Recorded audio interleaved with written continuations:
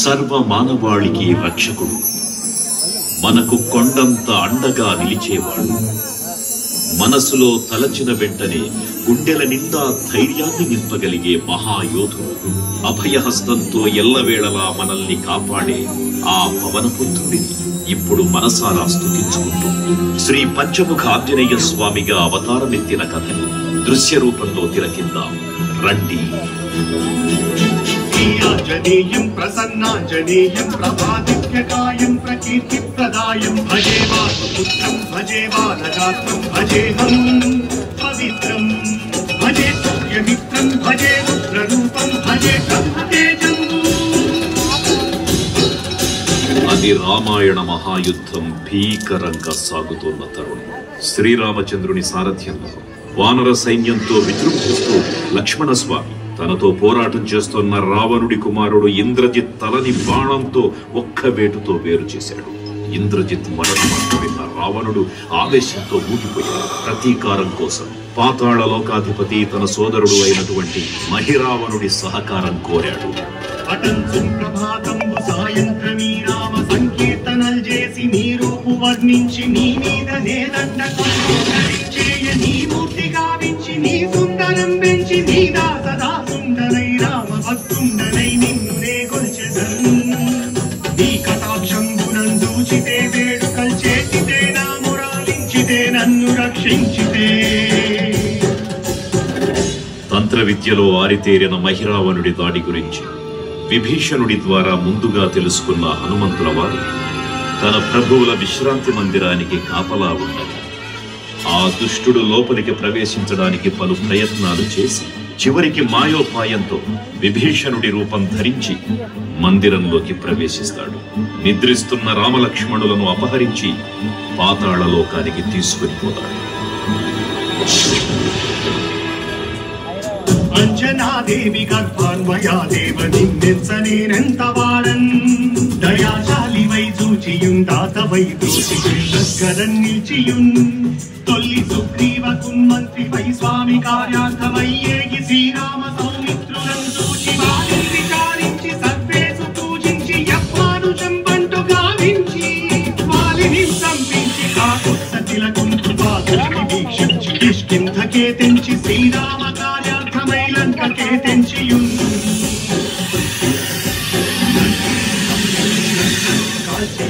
భూమి చుంచూచి ఆనందము పొంగి ఆయుంగరం విచ్చి ఆ రత్నముందెచ్చి శ్రీరామకున్నిచ్చి సంతోషము చేసి.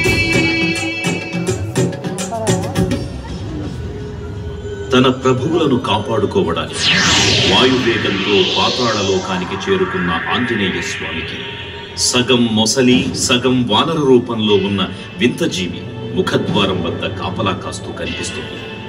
ఆ జీవి మకరధ్వజుడు అనే తన పుత్రుడని మహాసముద్రాన్ని దాటుతుండగా నీటిలో పడ్డ తన స్వేదబిందు ఒక మొసలి గ్రహించడం వల్ల జన్మించాడని తెలుసుకుని ఆశ్చర్యపోతాడు హనుమంతుల వారు. తన పుత్రుడిని యుద్ధంలో ఓడించి పాతాళ లోకంలోకి ప్రవేశిస్తాడు.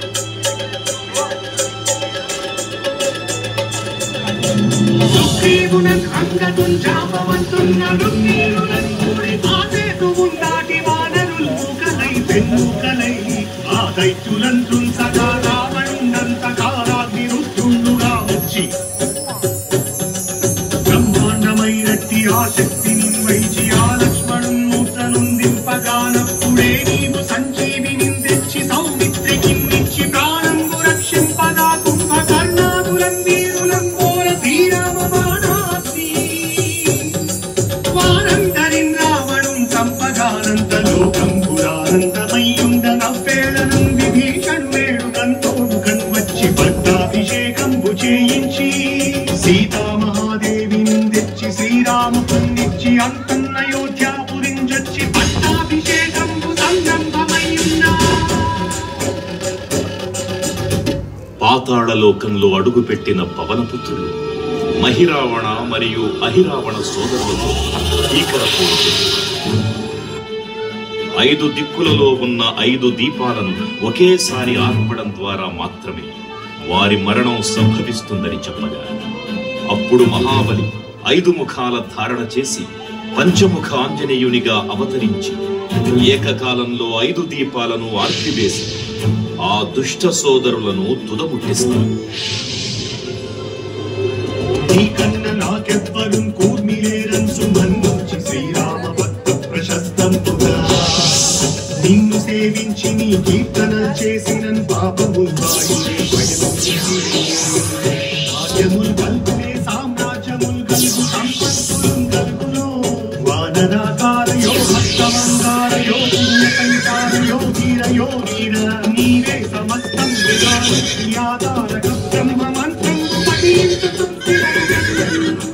వర్షదేహం పురం దాచి శ్రీరామ శ్రీరామయన్సున్ మనఃపూతమైన ఎప్పుడు తప్పకన్ తనకు నా జిహ్వయందుండి నీ దీర్ఘదేహము త్రైలోక్య సంచారివై రామనామాంకిత ధ్యానివై బ్రహ్మతేజమునందవ్రణీ జ్వాల కల్లోల వీర హనుమంత ఓంకార శబ్దంబులన్ భూత శ్వేతంబులన్ పిశాచంబులన్ సాగిని దాతిని త్యాదులన్ గాలి దెయ్యంబులన్ నీదువారంబులన్ దుట్టి నేరంబులన్ కొట్టి నీ ముష్టిఘాతంబులన్ వాగుదండంబులన్ రోమఖండంబులన్ తుంచి కాలాగ్ని రుద్దుంబవై నీవు బ్రహ్మ ప్రభావాధికంపైన నీ జలేదంబును చూచి దారోలి నా ముక్తు నరసింహయంసు